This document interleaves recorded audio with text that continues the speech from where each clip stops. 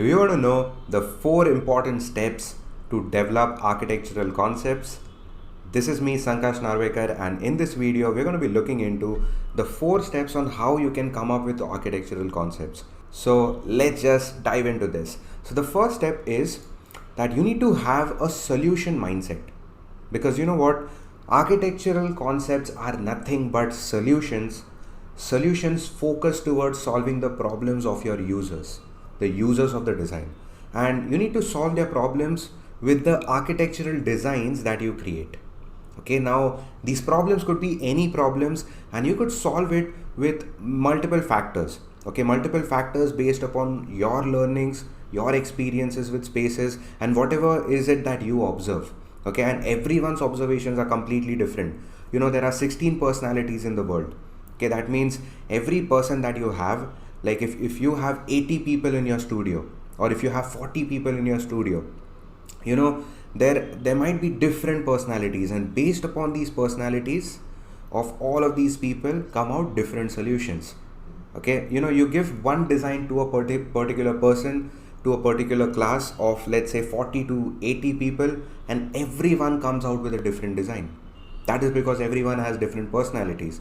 So the solution mindset can be through different ways, but there are these 6 factors that you can consider.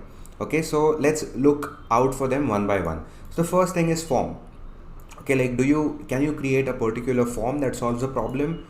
Or circulation, do you have a circulation pattern in your design that makes the lives of your users very easy, okay, or comfortable, or more accessible to some spaces which they regularly access to?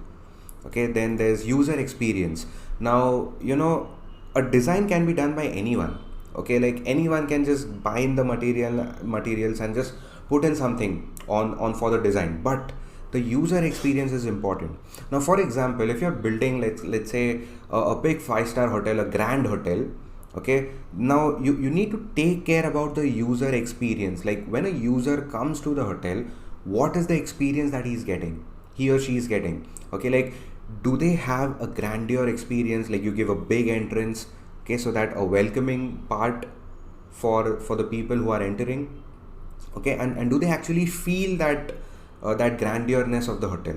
Okay, so you need to give that user experience. Now the user experience would be different for different designs. Okay, so you need to decide what is your user experience. Again, we're going to be looking into that. We have like the four complete steps. Okay, then the fourth thing is functionality.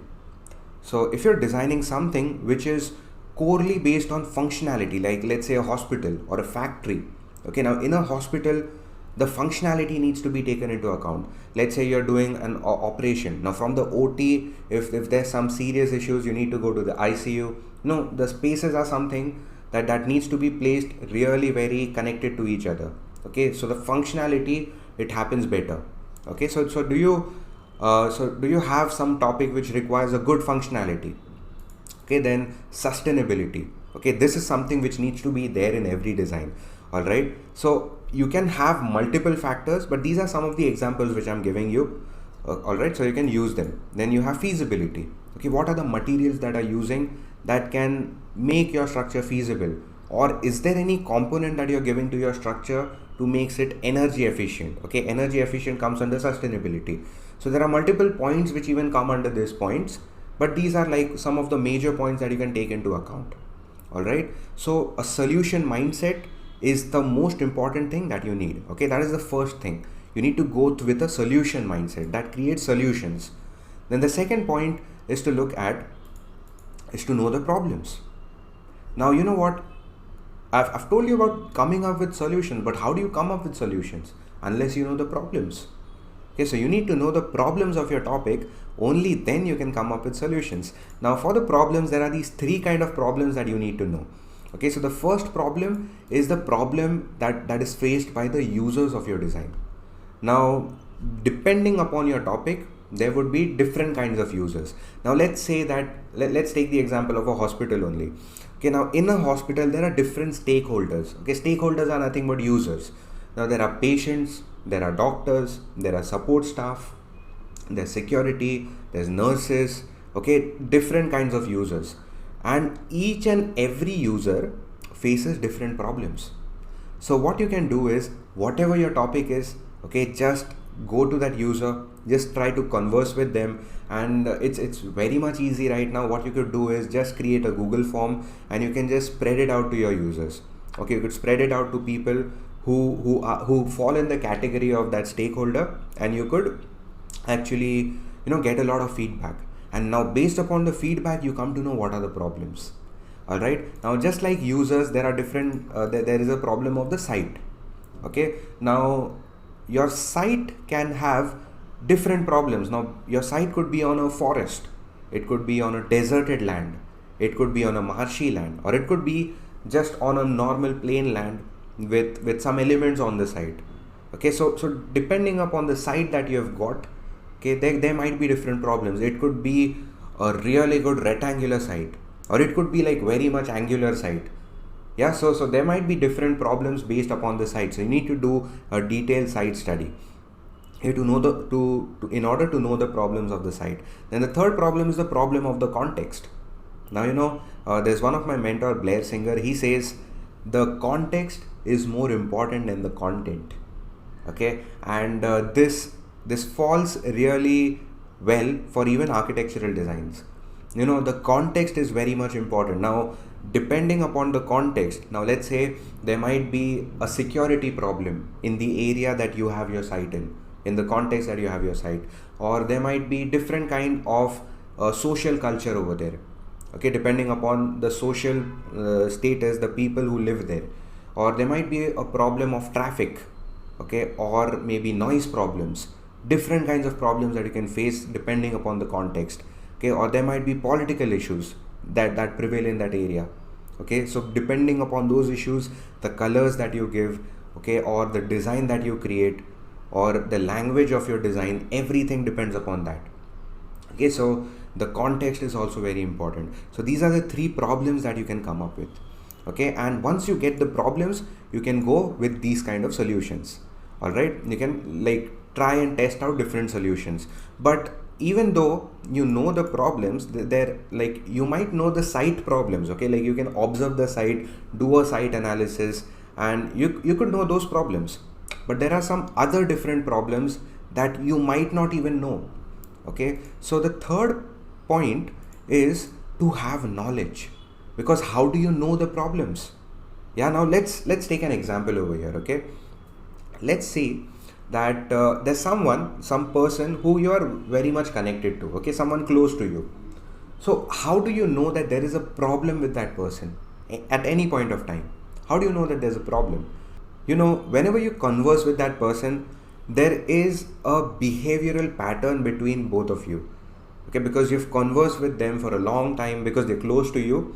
There is a behavioral system, a habitual system which is bound between both of you. And whenever there is a change in the patterns, whenever there is this pattern shift, you straight away come to know that there's a problem with that person, right? Because you're used to getting certain kind of patterns, certain behavioral patterns, habitual patterns from that person when you converse with them or when you just observe them. Okay, and one fine day when that pattern shifts, you know straight away that there's a problem. So why do you know there's a problem? Okay, because you know that person. You are used to receiving those patterns, right? So similarly, if you look into architectural design, you need to know your topic well. Okay, because only when you know your topic well, that means you know what are the spaces that are being used, what are the activities that are taking place in those spaces. Only then finding the problems becomes very much easier. Okay, now there are different ways that you can get that knowledge. So the first thing is you need to have the knowledge of the topic. Okay, now the knowledge of the topic means how was the topic being used in the past. Okay, in fact, why did the topic come into place? Okay, how was it used in the past? What is the core reason for that topic to be there? Then how is it used in the present? What are the spaces, what are the activities that you have in that topic that are being used in the present? Try to find them out. Okay, and what are the spaces that might be used in the future? Okay, because architectural spaces, they are set to be in the world for a very long time. So you need to design your spaces based upon the future as well, like 10 to 20 years from this point. whatever that you're designing, because right now the technological shifts are like really very fast. Okay, and something or the other keeps on coming up, some new other things keep on coming up. So you need to take control and you need to take into account that if there is any future changes happening, okay, your structure should be able to occupy that. All right, so that is based upon the topic. Then the second thing of knowledge is the spaces. Okay, now in spaces we have multiple things. You can have an open space, you can have a semi-open space, or you can have a closed space depending upon your topics. Okay, depending upon the activities that you're giving. You don't have to, just give a space because it was in your case study. Okay, because you saw that, there was just a semi-open space or a closed space, you ought to give that space. No, you can use your observations, you can use your analogies. Depending upon that, you could create your own spaces. There is no one way a school should look like. Okay, like a lot of times people say this doesn't even look like a school. Okay, or this doesn't even look like a temple.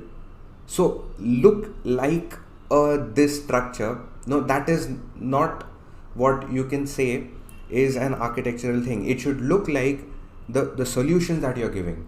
So depending upon the solutions, how do you evolve the design?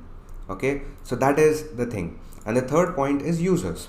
Okay, you need to know your users well, and we've covered that in the previous point. Okay, so you could just talk to your users, and once you get the knowledge about the topic well, the activities that are used, the spaces that are used for those activities, and what all actual things that you need in those spaces, it becomes very much easy to now connect with the users, because you actually know their patterns. Okay, you know what they're using. So the questions that you ask now, they would be really much in a sense of an authoritative way.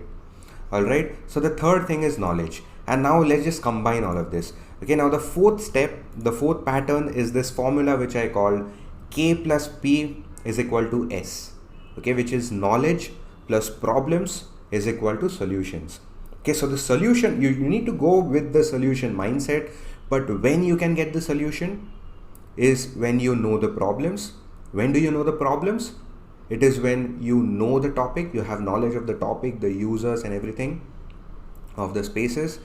And once you know all of these things, you can just put it into this formula, which is K plus P is equal to S. And we have 5 different patterns that you can use to come up with your concepts. All right, so let's quickly look out for these 5 patterns. So the first thing is user experience and interaction. Now there is a way every architectural structure, every topic needs to interact and needs to give a user experience.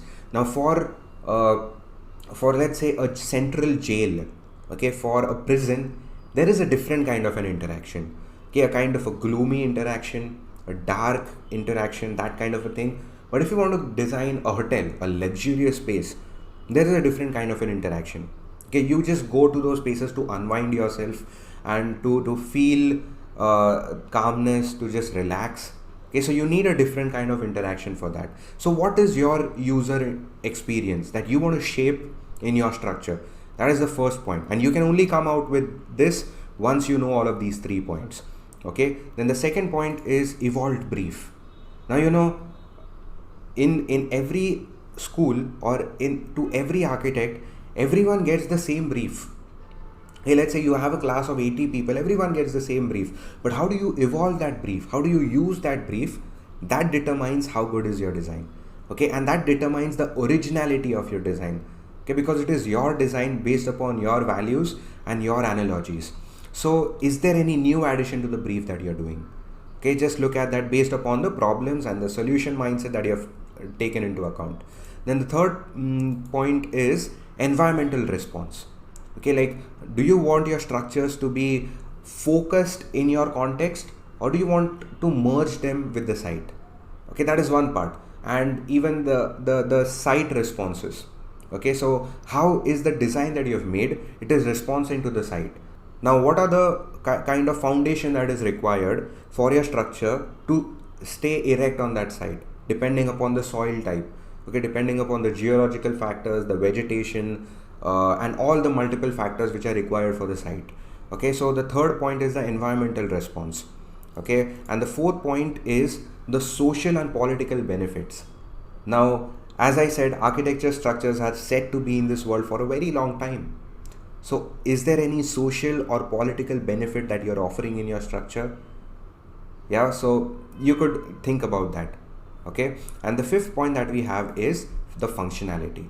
So, does the design that you have created or you're going to create, how does it actually follow a function? Okay, form follows function. Is it only aesthetically beautiful, or is it actually following some function?